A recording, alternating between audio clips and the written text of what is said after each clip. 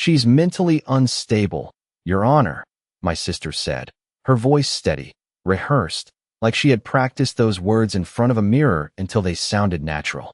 I didn't react. I didn't even look at her.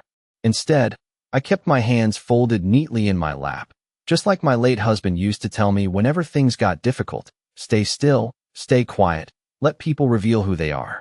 The courtroom felt colder than I expected, the kind of cold that seeps through your skin and settles in your bones, even in the middle of a mild spring morning. I could hear the faint hum of the air conditioning, the shuffling of papers, the quiet cough from someone sitting behind me. Ordinary sounds. Ordinary people. But nothing about this moment was ordinary. My own sister had just tried to convince a judge that I wasn't capable of managing my own life. I let her speak. That was the first thing they didn't understand about me. Across the room, Susan stood tall in her tailored navy suit, her blonde hair pulled back perfectly, not a strand out of place. She looked confident, certain, like she had already won. For a moment, I wondered if anyone else could see it. The slight tension in her jaw, the way her fingers tightened just a little too much around the edge of the table. But maybe that was just me. Maybe after 68 years of living, you start to notice the cracks people try so hard to hide. The judge leaned forward slightly, his eyes shifting between us, studying, measuring. Do you really know her? He asked, his voice calm, but sharp enough to cut through the air. That was the moment everything shifted. Not loudly, not dramatically, just enough. Susan blinked. Just once. But I saw it. I felt something settle inside me, something quiet and steady. Because the truth was, she didn't know me. Not anymore. Not after everything she had done. Not after the months of quiet decisions, the phone calls I wasn't supposed to hear, the papers that crossed my kitchen table when she thought I wasn't paying attention. I had spent years being the dependable one, the calm one, the one who kept the peace. And she had mistaken that for weakness. Most people do. I lifted my eyes then, just for a second, meeting the judge's gaze without saying a word. I didn't need to defend myself. Not yet. Because sometimes, the strongest move you can make is to let them keep talking. I woke up 2 mornings before the hearing to the soft ticking of the clock on my kitchen wall. The same clock that had hung there for over 20 years. And for a moment, everything felt exactly the same as it always had. Quiet, predictable, safe. But that feeling did not last long, because the envelope was still sitting on the table where I had left it the night before. Unopened for hours because I already knew it would change something I could not undo. And when I finally picked it up, my hands did not tremble, not because I was not afraid, but because I had already learned that fear does not help you think clearly. The paper inside was thick, official, the kind that carries weight even before you read a single word. And as my eyes moved across the lines, the language felt distant, almost clinical, a petition questioning my mental capacity, filed by my own sister, Susan Harper. I remember setting the paper down very carefully, as if placing it too quickly might somehow make it more real. The kitchen was quiet. The coffee I had poured earlier had gone cold, and outside, a car passed by slowly, its tires brushing against the pavement in a steady rhythm that felt strangely louder than usual. I did not cry. I did not call anyone. I simply sat there and let the silence stretch, because something inside me already understood this was not sudden. It only felt sudden, like a crack appearing on a wall that had been weakening for years. I thought back to the small things, the conversations that seemed harmless at the time, the way Susan had started asking more questions about my accounts, my doctor visits, the way she would tilt her head slightly, listening too closely, as if she was collecting pieces of something I could not yet see. There had been phone calls she ended quickly when I entered the room, documents she offered to help organize, suggestions that sounded caring but felt just slightly misplaced. And I realized then that none of it had been random. None of it had been concern. It had been preparation, careful and patient, like someone setting a stage long before the audience arrives. I stood up eventually and rinsed my cup in the sink, watching the water swirl down the drain, steady, controlled, predictable, unlike everything else that was beginning to unfold. And that was the moment I made my decision, not to argue, not to confront, but to wait. Because if Susan believed I was unaware, if she believed I was exactly what she claimed, then she would keep moving forward. Without caution, and sometimes the clearest truth reveals itself when you give someone enough space to show exactly who they are. I did not go to the bank that day because I needed answers. I went because I wanted to see how far this had already gone without me noticing. The building looked the same as it always had, quiet, polished, with that faint scent of paper and carpet cleaner that never quite changes no matter how many years pass. The teller recognized me and smiled the way people do when they think they know your story. When they assume everything about your life is steady and predictable. I returned the smile and asked a simple question about my accounts. Nothing unusual, nothing that would raise suspicion. But as she began to type, I noticed the pause, just a second too long, followed by a glance at her screen that shifted something in the air between us. Mrs. Collins, she said carefully, there have been some recent updates to your account permissions. I nodded slowly as if I already knew, even though my chest tightened just slightly. Updates? I asked, keeping my voice even, and she turned the screen just enough for me to see the name listed beside mine. Susan Harper, authorized access. Recent changes dated weeks earlier, not days, not yesterday, but weeks, which meant this had been moving forward quietly while I was still believing in ordinary mornings and familiar routines. I thanked her politely, as if she had just confirmed something minor, and walked out without asking another question because I already had what I needed. Outside, the sunlight felt brighter than it should have been, almost harsh against my eyes, and I stood there for a moment beside my car, thinking about all the times Susan had offered to help me stay organized, how easily I had let her sit at my kitchen table with my documents spread out in front of her, trusting her because she was family, because she had always been family, or at least I thought she had. The realization did not hit me like a wave. It settled slowly, like dust you only notice once the light shifts. This was not about concern. It was about control, and the most dangerous part was not what she had done. It was how carefully she had done it, step by step, without ever raising her voice or forcing a confrontation. I drove home in silence, the road stretching ahead in a straight line that felt longer than usual. And when I walked back into my house, everything looked the same. The furniture, the photographs, the quiet stillness of a life I had built over decades. But something had changed in the way I saw it. I was no longer looking at a place filled with memories. I was looking at something someone else had already started trying to take. And that was the moment I understood that waiting did not mean doing nothing. It meant watching closely, listening carefully, and choosing exactly when to step forward. Because if Susan believed she was in control, then she would not expect what was coming next. That night, I sat in my living room with the lights turned low, not because I was tired, but because I wanted the quiet to stretch, to give my thoughts space to settle into something clear and usable, the same way they used to when my husband was still alive, and we would sit together after dinner without needing to fill every moment with conversation. I found myself looking at the framed photograph on the shelf across from me, the one taken nearly 20 years ago, Susan standing beside me with her arm linked through mine, both of us smiling in a way that felt real at the time. Back when trust was something I never thought to question, she had been younger then, still figuring things out, still calling me when she needed advice about bills or jobs or relationships that never quite lasted. And I had always been there, not because I had to be, but because that is what family meant. To me, consistency, reliability, showing up even when it was inconvenient. I remembered the year she lost her apartment and stayed with us for nearly 6 months, how I cleared out the guest room without hesitation, how I made sure she never felt like a burden even when she contributed nothing but promises to do better, and she did eventually. Or at least it seemed that way. She found work, became more polished, more controlled, more deliberate in the way she spoke and carried herself. And somewhere along that transformation, something else had changed too. Something quieter, less visible, but far more important. I just had not recognized it at the time, or maybe I chose not to, because it was easier to believe that people grow in ways that bring them closer, not further away. I stood up slowly and walked over to the shelf, lifting the photograph just slightly to adjust its position, my fingers brushing against the glass as I studied her expression again, searching for something. I might have missed a hint, a warning, anything that could explain how we had arrived at this point. But there was nothing obvious, no clear moment where everything shifted, just a gradual change that blended into the background of everyday life until it became impossible to separate what was real from what was assumed. I set the frame back down carefully and stepped away, realizing that understanding the past would not change what was happening now. and more importantly, it would not protect.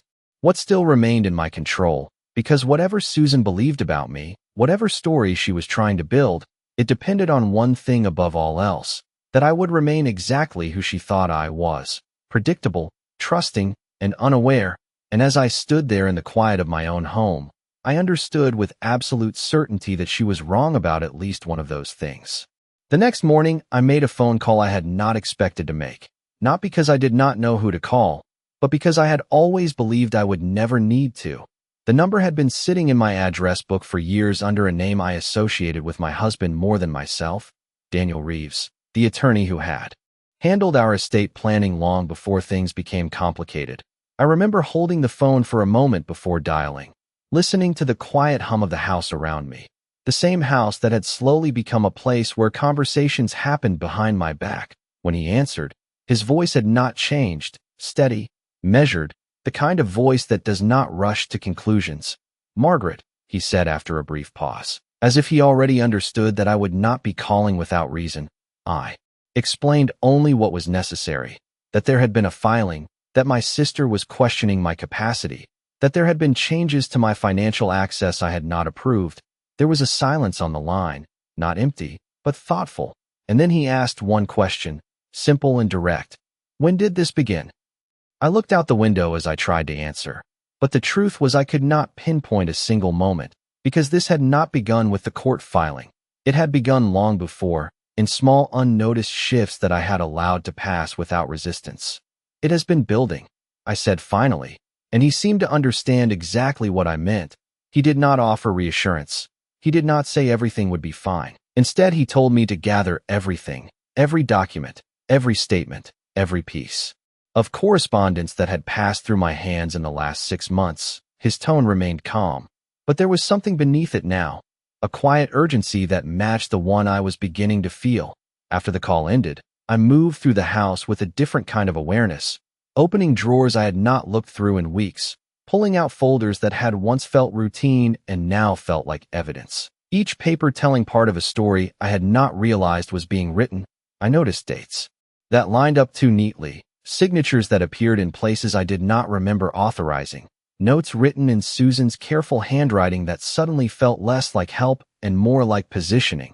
By the time the afternoon light began to fade, my dining table was covered in documents arranged in quiet rows, and I stood there looking at them, not overwhelmed, not afraid, but certain of one thing. This was no longer about proving I was capable. It was about showing exactly how carefully someone else had tried to prove that I was not. By the time evening settled in, the house no longer felt like a place of comfort. It felt like a quiet archive of decisions I had not fully made myself. And I sat at the dining table again, this time not to sort papers, but to study them, to read every line slowly, carefully, the way Daniel had advised, because details matter when someone else is trying to rewrite your story. I noticed patterns I had missed before, small authorizations bundled into larger documents, signatures placed where trust had replaced caution, and most importantly, a series of medical evaluations referenced in the filing that I had never seen. Not once, not ever, my name attached to assessments I had not attended, conclusions drawn from conversations that never happened. It was subtle, almost elegant in the way it had been constructed, nothing that would immediately raise alarm, but enough to create doubt if no one looked too closely. I leaned back in my chair and let that realization settle, because this was no longer just about access to my accounts or control over my assets. This was about identity, about someone building a version of me that existed only on paper, one that could be managed, supervised, and eventually replaced. I stood up and walked to the hallway where I kept my personal records, opening the cabinet that held years of medical files, appointment summaries, prescriptions, everything documented in my own careful system. I pulled out the most recent evaluations, flipping through pages that told a very different story: consistent health, clear cognitive assessments, no indication of the instability being suggested.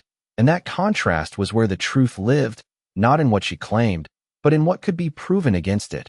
I gathered those records and placed them beside the other documents on the table, aligning them in a way that made the discrepancies visible even at a glance. And for the first time since this began, I felt something shift, not fear, not anger, but clarity, because the more I looked, the more I understood that Susan had not expected resistance. She had expected compliance. She had built this carefully, yes, but she had also relied on one assumption, that I would not look closely enough to see it unravel, and that was where she had miscalculated. I turned off the lights in the dining room and stood there for a moment in the dim reflection of the window, seeing not the version of me she was trying to present, but the one I had always been, patient, observant, and far more aware than anyone had given me credit for. And in that quiet moment, I knew that whatever came next would not be decided by what was said about me, but by what I chose to reveal when the time was right. The following day, I did something that would have seemed ordinary to anyone watching, and that was exactly the point. I called Susan and asked if she wanted to come by for coffee, my voice calm, steady, giving nothing away. There was a brief pause on the other end of the line, just long enough for me to imagine her calculating whether this invitation meant anything.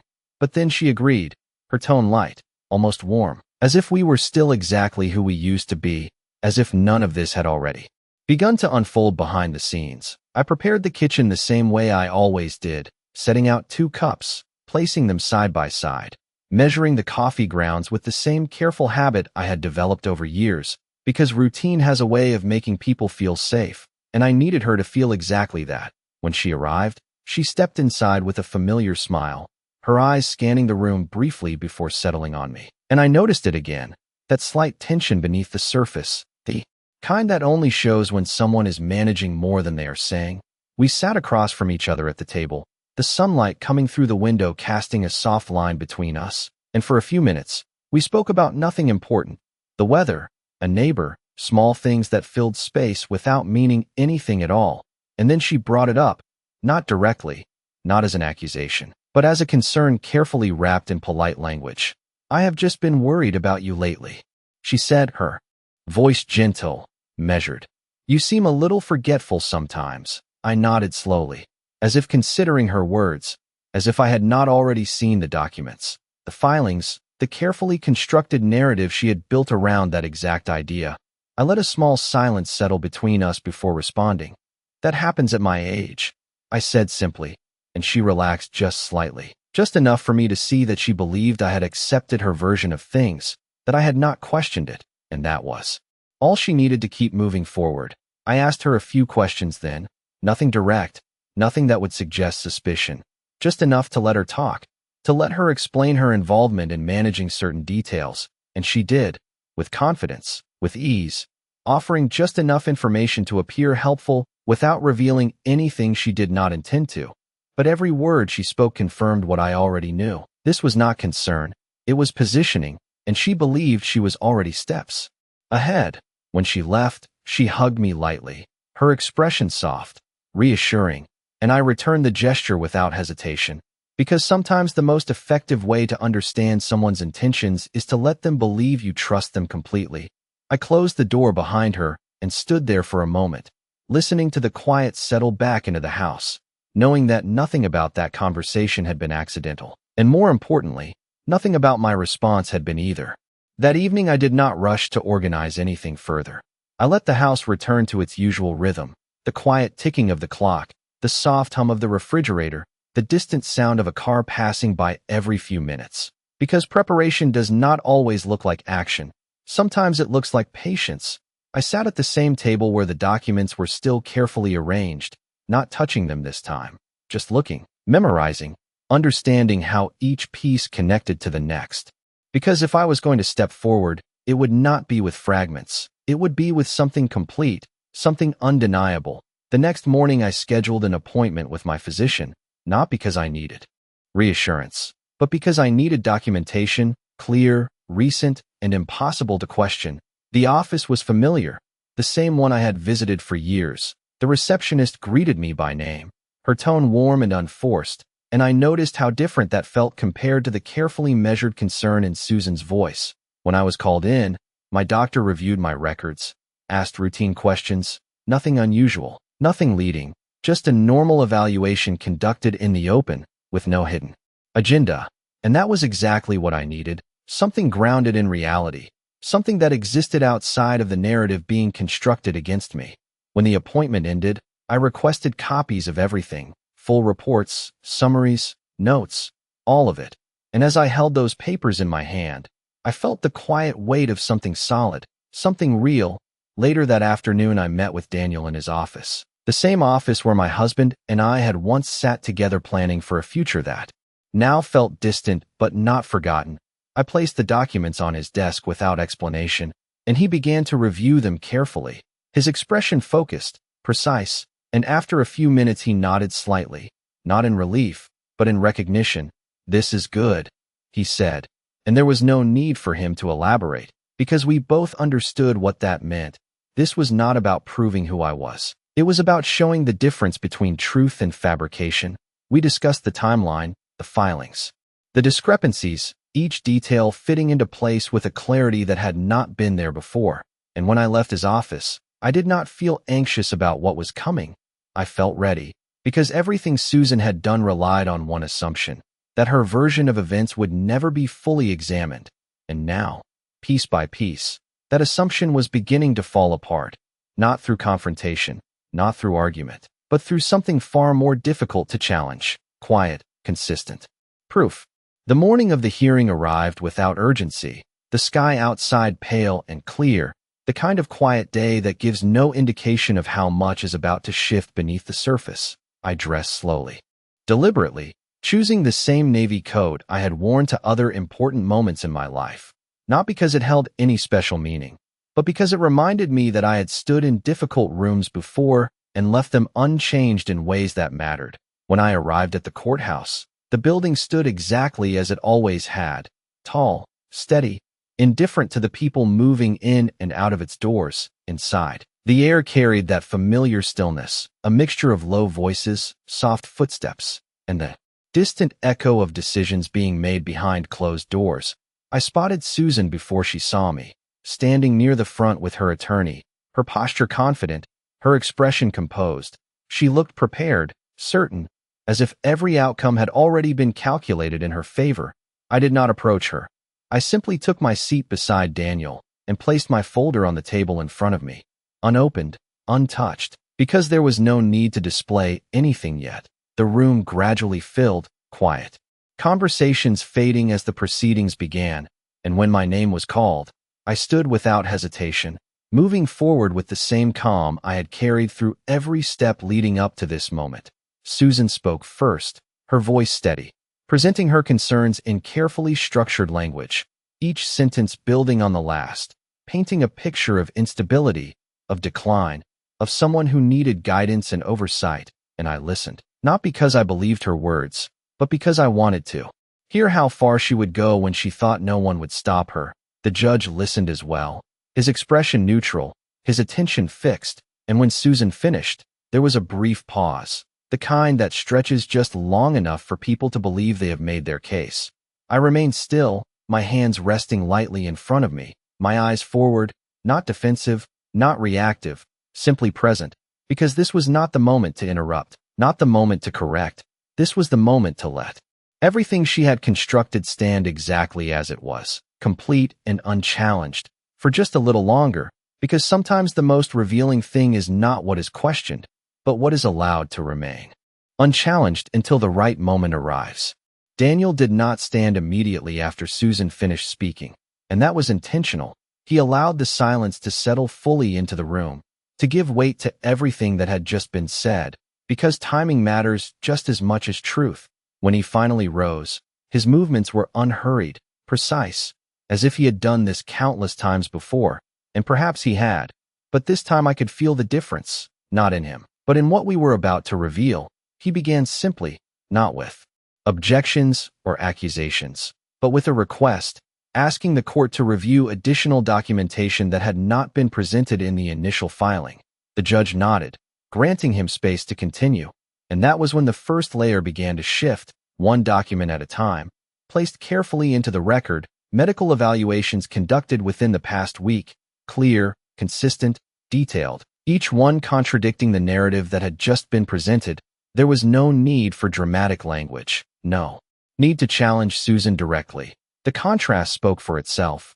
I kept my eyes forward, but I could feel the change in the room, subtle, almost quiet, the way attention redirects when something no longer aligns the way it is supposed to. Daniel continued, moving from medical records to financial statements, outlining the timeline of account changes, the authorization dates, the signatures, each detail aligning too neatly with the actions Susan had described as concern, but now seen through a different lens, one that suggested coordination rather than care. I heard a slight shift to my right, the soft sound of movement, but I did not look. I did not need to, because I already knew what was happening. The structure she had built was beginning to lose its balance, not through confrontation, but through exposure. The judge leaned forward again, this time not just observing, but examining, asking questions that had not been asked before, directed not at me, but at Susan, about timelines, about documentation, about how certain conclusions had been reached without direct evaluation. And for the first time, her answers were not as steady, not as certain. There were small pauses now, brief hesitations that did not exist earlier, and those moments carried more weight than anything I could have said myself, because they revealed something no argument could create. Uncertainty. Daniel did not press. He did not interrupt. He simply allowed those pauses to exist, to stretch just enough for their significance to be understood. And as I stood there, listening, I realized that this was never about defending myself in the way Susan expected. It was about allowing the truth to enter the room in its own time, piece by piece, until there was no space left for anything else to stand. The courtroom had grown quieter, not because fewer words were being spoken, but because every word now carried more weight than before, the kind of silence that does not come from absence, but from attention. The judge leaned back slightly, his fingers resting against the edge of the bench as he reviewed the documents in front of him, one page at a time, without haste, without interruption, and no one in the room moved to fill that silence. Not Susan, not her attorney, not even Daniel, because this was the moment where nothing needed to be added, only understood. I kept my posture steady, my hands still, my eyes forward, not searching for reactions, not measuring expressions, because I already knew that whatever mattered had already been placed into the record. After several long seconds, the judge looked up, his gaze shifting directly to Susan, not sharply, not aggressively, but with a level of focus that made it impossible to look away. "These medical assessments you referenced," he said, his voice even, controlled, "were not conducted by the primary physician listed here." He lifted one of the documents slightly, as if to confirm what he already knew. "Can you explain that?" There was a pause, small, almost imperceptible, but it stretched longer than any of her earlier responses.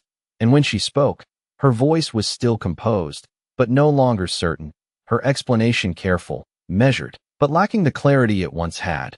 The judge did not interrupt her. He allowed her to finish, and then he asked another question, this time about the financial authorizations, about the timing, about the sequence of events that now appeared less like assistance and more like preparation. And again, there was that same hesitation, that same slight delay that had not existed before. I did not look at her. I did not need to, because the shift in the room was no longer subtle. It was present, undeniable, something that could be felt without being seen. Daniel remained still beside me, his hands resting lightly on the table, his role now complete. Because the truth did not require reinforcement, it required space, and that space had been created. The judge lowered the document back onto the bench and let a brief silence follow, not out of uncertainty, but out of consideration. And when he finally spoke again, his tone carried a different weight, not questioning, not speculative, but resolved. And in that moment, I understood that everything Susan had relied on, every assumption she had made about how this would unfold, had quietly unraveled, not through resistance, not through confrontation, but through the simple act of allowing the truth to stand where it could be seen clearly, without interference, without distortion, exactly as it was. The judge's final words were not loud, not dramatic, but they carried a weight that settled over the entire room with quiet authority. The petition was denied, the request for control dismissed, and just like that, everything Susan had tried to build lost its foundation.